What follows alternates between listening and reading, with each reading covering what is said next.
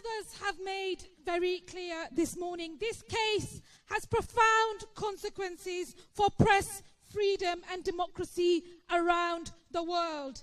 Public accountability and democracy cannot be limited only to those who are in power and what they dictate. We must be absolutely clear.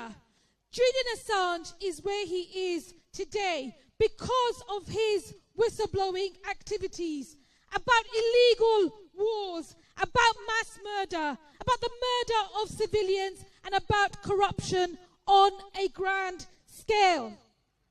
I keep asking myself, what does it say about our society that Julian Assange is pursued for publishing information about serious human rights violations, but those responsible for these crimes continue to enjoy impunity?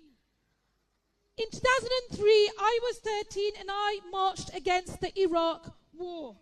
I know how that war caused devastation and destruction in that region, but the consequences of that war were felt in East London, where I was brought up, and the consequences are felt to this day. Where is the justice?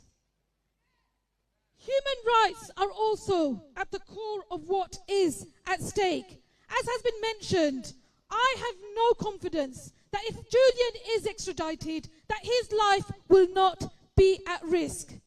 The evidence is very clear that if he is extradited, he could be at risk of treatment amounting to torture and other forms of ill treatment, punishment including the death penalty. That's why I think people all over the world understand the seriousness of this case.